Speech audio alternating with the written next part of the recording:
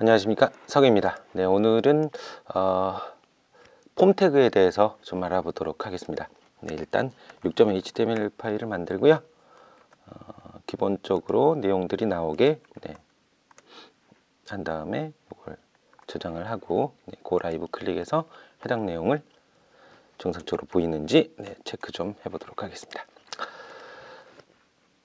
먼저 폼 태그라는 건 어렵진 않아요. 폼으로 시작하고 폼으로 닫는데, 일반적으로 폼 태그의 역할들은 그 왜 게시판이나 이런 데 글쓰기, 그 다음에 그 이메일 같은 경우에 뭐 메일 보내기, 아니면 어떤 주문 접수를 받는데 어떤 입력하는 거, 이런 걸 전체적으로 다 폼 태그라고 얘기를 합니다. 보통 폼은 뭐 바로 쓰는 것보단 전 시간에 했던 것처럼 원래 이제 그 섹션 안쪽에 써주시는 게 좋고요. 네. 그리고 이 폼 안쪽에 또 섹션을 만드셔도 돼요. 어떤 구분이 된다고 가정하면. 일단 가장 대표적으로 볼 수 있는 게 인풋인데요. 인풋 같은 경우에는 사람들이 입력할 수 있는 태그를 만들어주는 기능입니다. 인풋은 타입을 기본적으로 설정을 하게 돼 있는데, 가장 기본적인 타입이 텍스트라는 형태고요. 네, 이렇게만 해서 저장 한번 해보도록 하죠. 그럼 이렇게 입력할 수 있는 별도 필드가 만들어지게 됩니다. 그리고 그 프로그래머들이 요청할 때 이거에 뭐 그 사용자 아이디 값을 넣는 거다, 그러면 여기다가 네임은 보통 네임 이런 형태로 지정하기도 하고요. 뭐 나이다 그러면 age 이런 형태로 쓰시면 됩니다. 여기는 값을 전달할 때 사용하는 이름이고요. 그리고 또 하나 가지 아이디라 그래서 요건 이제 스크립트 상에서 액세스할 때 쓰는 건데, 요것도 보통은 같은 형태로 쓰긴 해요. 여기에 있는 네임하고 같은 형태, 아니면 뭐 같은 이름을 입력해야 되는 게 여러 개다 그러면 네임1, 여기도 뭐 네임1 요런 형태로 하게 됩니다. 물론 이 값들은 화면상에는 보이지 않습니다. 그리고 또 한 가지 옵션을 쓸 수 있는 게 사이즈 50, 그럼 이게 이렇게 50만큼 커지고요. 요게 가장 대표적인 인풋. 그리고 뭐 그 옵션으로도 쓸 수 있는 게 여러 가지가 있는데, 뭐 예를 들어서 read only라고 해놓으면 이건 말 그대로 쓸 수가 없어요. 클릭을 해도 클릭이 안 되죠. 이건 뭐 그 스크립트 상으로 보통 제어를 하게 되는 건데, 이런 것도 있고요. required라 그래서 반드시 포함돼야 되는 왜 필수 항목들 같은 경우 있죠. 그런 거 할 때 쓰는 이런 값들도 있습니다. 요게 이제 인풋.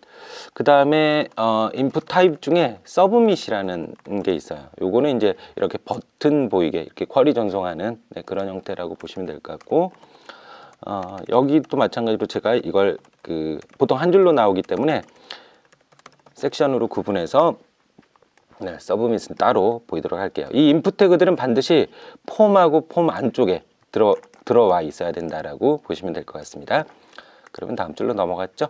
또 한 가지 볼 수 있는 게 섹션, 제가 요거를 여러 개를 일단 하고요. 인풋 다음에 대표적으로 볼 수 있는 입력 상자가 텍스트 에어리어라는 게 있습니다. 텍스트 에어리어는 이런 형태로 여러 줄을 입력할 수 있는 인풋 상자다라고 보시면 돼요. 그렇기 때문에 사이즈를 지정하는데 텍스트 에어리어는 사이즈가 아니고 컬럼스를 뭐 50, 로우스를 5개 이러면 오른쪽으로 글자를 50개 입력할 수 있게끔 하고 아래쪽으로 5줄 보이게 하라는 겁니다. 물론 보시면 내용들이 많아지면 알아서 스크롤 바가 생기게 되는 겁니다. 여기도 어떤 값을 보통 넘길 땐 메모에서 뭐 이름을 메모 이런 형태로 기재를 하게 되어 있고요. 요게 텍스트 에어리어인데, 인풋은 보시는 것처럼 아시겠지만 단독적으로 사용이 되는데, 텍스트 에어리어는 텍스트 에어리어로 시작하고 텍스트 에어리어로 반드시 끝나야 된다라고 이해를 해주시면 될 것 같습니다. 네, 요것도 섹션으로 별도로 구분을 시켜보고요.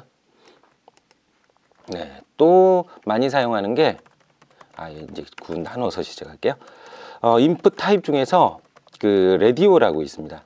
이 라디오라는 거는 여러 개의 선택 중에 하나만 선택할 수 있는 건데요. 여기서 이제 이름이 중요해요. 예를 들어서 지금 제가 이름을 아싸라고 넣고 어떤 값으로 제가 2를 넣었습니다.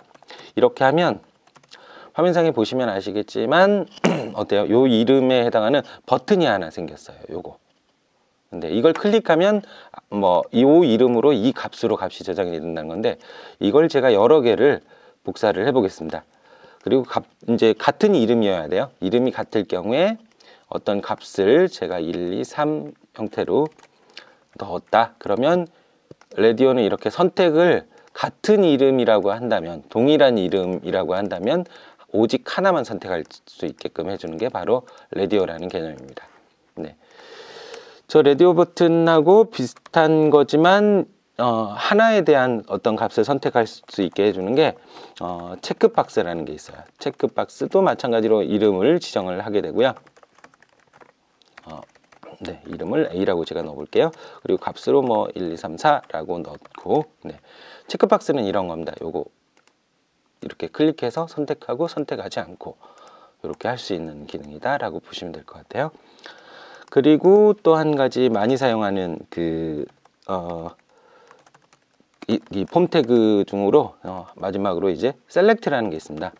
네, 셀렉트는 셀렉트로 시작하고 셀렉트로 끝나요. 물론 셀렉트에도 여기다가 이제 네임을 줄 수가 있어요. 이름을 예를 들어서 이어라고 해놨다. 그 다음에 여기서 어떤 값을 넣을 땐 옵션이라는 형태로 넣게 됩니다. 옵션에서 예를 들어서 2017 제가 이런 식으로 하나 넣고요. 네, 2017부터 네, 그래서 8 9 10 아이고 네. 2020년이죠. 네, 21년 12년 이런 형태로 저장을 해보면 아무것도 안 나와요. 왜냐면 이거는 이제 그 밸류니까 값이고요. 여기다가 이제 보통 2017년 그 다음에 또 2018년 그리고 2019년 뭐 2020년 이런 형태로 값을 지정을 할 수가 있습니다. 네, 보시면 이제 2017년부터 쭉 나오게 되죠. 이 중에서 이제 기본적으로 예를 들어서 2021년을 맨 처음에 기본값으로 선택하고 싶다. 그럴 때 여기다가 그 selected라고 넣어주시면 네, 값이 여러 개가 있는데 그 중에 기본값으로 2020년이 선택이 되어 있는 거 보이시죠? 이 값을 2019년에다 넣었다. 그럼 기본적으로 2019년으로 선택이 된 걸 보실 수 있습니다. 이 정도가 인풋 태그 중에서 가장 많이 사용하는 네, 태그들에 대해서 일단 오늘은 알아봤습니다. 다음 시간부터는 스타일 시트 부분을 들어가 보도록 하겠습니다. 수고하셨습니다.